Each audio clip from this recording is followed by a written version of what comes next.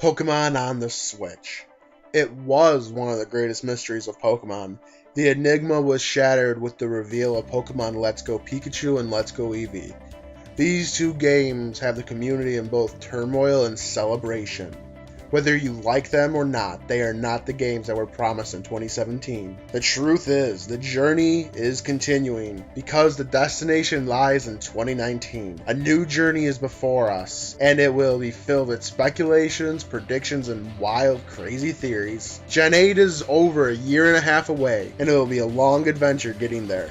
This is the journey to Pokemon 2019. It's that time of month again as we draw August to a close. It's time to find 3 more amazing inspirations that could make great, amazing Pokemon in Generation 8.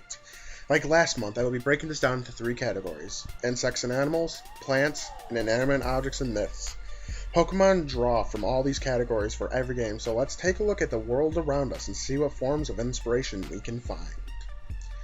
We will begin with the adorable living puffball that is the Angora rabbit. The Angora is the oldest type of domesticated rabbit and it hails from the country of Turkey.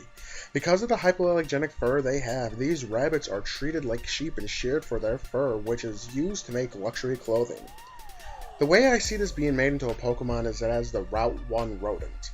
Therefore, it would start with normal typing and I would want it to gain the fairy typing when it evolves. Also, for an added in-game gimmick, I can see this being a lot like Furfrou.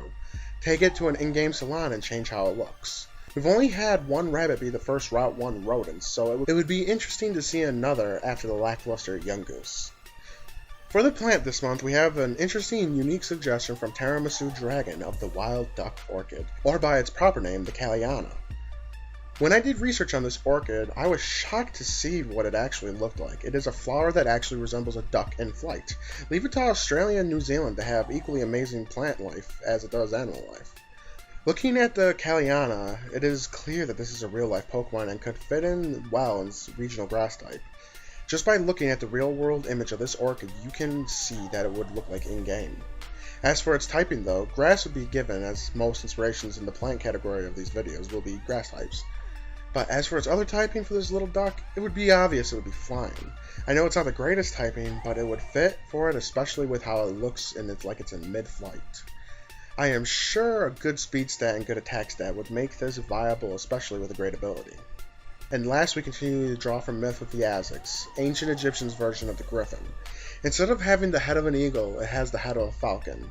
In a way, this is a subspecies of Sphinx, really, and the Azix would make it for an interesting Pokemon. I wouldn't say legendary, but maybe a pseudo with the ground and flying type. We see how dangerous this type can be with Landorus. Think of Azix Pokemon as a mini version of Landorus. If it has the Intimidate ability, it's GG right there. Since we are due for a Sphinx or Griffin Pokemon, this would be one of the best sources of inspiration for said Pokemon. It's amazing that Game Freak can still tap into some sources for inspiration for Pokemon. The world is truly a limitless place. I am glad I'm doing these forms of videos again, even though I limit it to 1 per month.